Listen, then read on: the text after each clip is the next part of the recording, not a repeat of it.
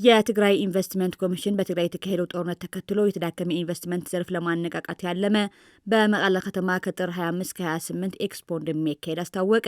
በዚህ ኤክስፖ የተለያዩ መርሃ ግብሮች እንደሚካሄዱም የትግራይ ኢንቨስትመንት ኮሚሽን ኮሚሽነር ዳንኤል ሙኮንን አስታውቀዋል። ይህንን ኤክስፖ በመቀሌ ከተማ በሐውልት ሰማዕታት የሚካሄድ ሆኖ የተለያዩ ፕሮግራሞች ያሉበት ነው። ይህንን ፕሮግራም ኤግዚቢሽን አለው። እንዲሁም ጉብኝት በተመረጡ የኢንቨስትመንት ፕሮጀክቶች ጉብኝት አሉት። ፓነል ውይይት አለው። በዚህ ፓነል ውይይት የተለያዩ ስትራቴጂዎች ውይይት ይደረግባቸዋል። እንዲሁም ዘርፉን ወይም የትግራይ ኢንቨስትመንት እያጋጠመው ያለውን ቻሌንጅ ለመወያየት እንዲሁም የመፍትሄ አቅጣጫ ለመነጋገር ማዕከል ያደረገ ኤክስፖ ነው።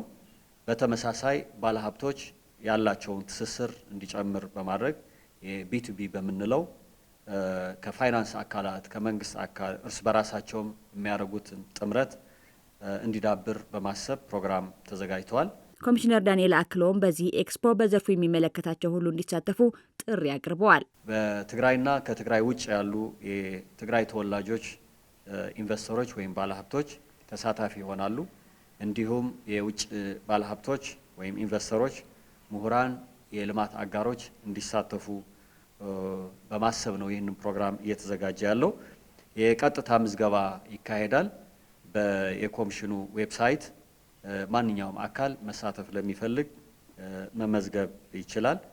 እስካሁን ያለውን እንቅስቃሴ ለበርካታ አካላት ጥሪ ተደርጎላቸው እንደሚገኙ አረጋግጠውልናል።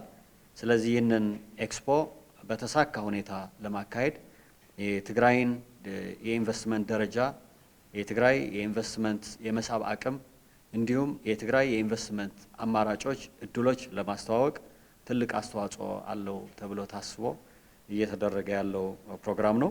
በዚህ አጋጣሚ በዚህ ፕሮግራም መሳተፍ ለሚፈልጉ አካላት ይህንን አውቀው እንዲሳተፉ፣ በትግራይ መጥተው ኢንቨስት እንዲያደርጉ፣ የትግራይ የኢንቨስትመንት እምቅ አቅም እንዲያውቁ ትልቅ በር የሚከፍት ስለሆነ እንዲሳተፉ ጥሪ ለማቅረብ እንወዳለን። ከጥር 25-28 በሚካሄደው ኤክስፖ ከትግራይ ብሎም ከሀገሪቱ የተለያዩ ባለሀብቶችና የመንግስት ኃላፊዎች እንዲሁም የውጭ ኢንቨስተሮች እንደሚሳተፉ ለማወቅ ተችሏል።